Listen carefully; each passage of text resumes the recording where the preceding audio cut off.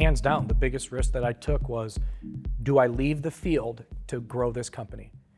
It was a major decision because the year that I said I'm not going to produce and sell real estate anymore, I did $167 million in sales. I made almost $5 million that year. And I said, there's no way I can build a company if I'm so busy doing this. I had team members, I had agents, and it was working fine, but the company really, if I was gonna build a company, the company needed me.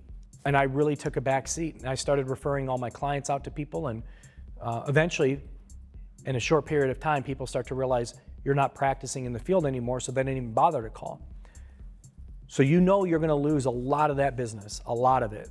Is it worth it? It was something that I had to decide, do I wanna take a backseat to income for a while and build this company? Or do I really wanna spend the rest of my years, my career, selling houses? Selling houses is great.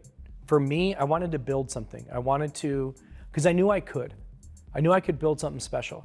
But I was at the very forefront of, I had an idea how I wanted to do it, but could it work? Would people buy into what my vision was? Because all I had at that time was a vision. And I had to make sure that I could deliver opportunity to people to help them grow their business. And that was, you never know, you don't know, but it worked.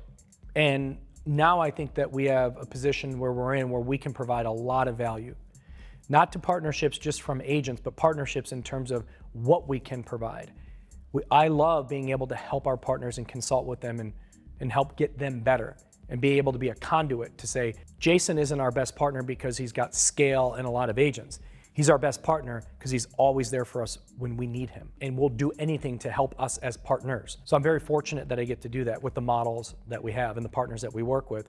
But that was the biggest risk for me. And yes, it's worked out. But if it failed, I was in a very, and I thought about this.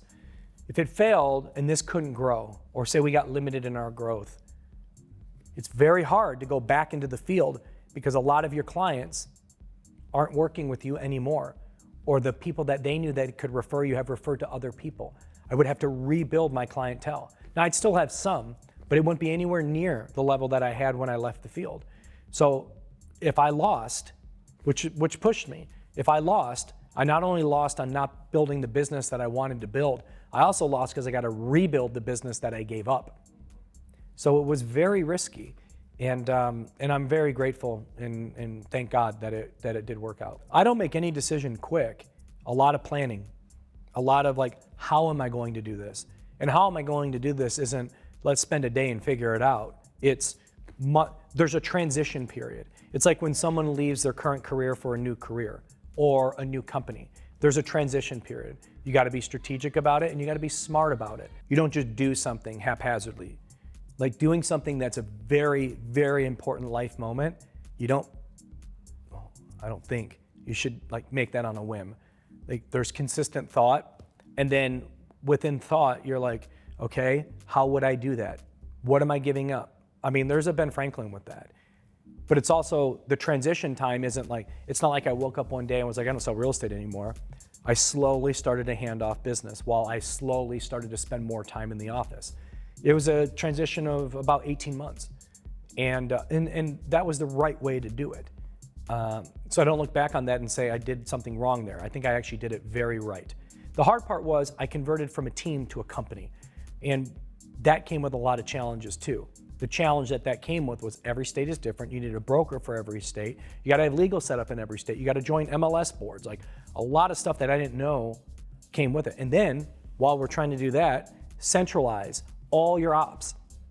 So everything an agent does is all centralized. So whether they're in Washington, Florida, New York, Minnesota, Kansas, doesn't matter. They're all working on the same platform, same system, same SOP, same partnerships, and we expect the same results. And these things, like building all that to where it's all centralized, is very difficult to do because real estate is done on the ground. Like this is the biggest difference between mortgage and real estate is real estate's done in the local markets on the ground. And in order to do so, you got to have operations on the ground and you got to have field agents on the ground.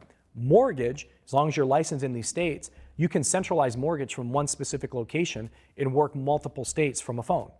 You can't do that in real estate. Real estate's harder in that sense. It's harder because you got to have local presence in every market that you have. So my goal was to create a real estate firm that acted as a centralized distribution model, which is basically like consumer direct in mortgage. However, and I think we've built that, but our what you would call our loan officers in our call center are actually our agents in market. We drive the opportunity the same way, but you have to be localized in order to do so.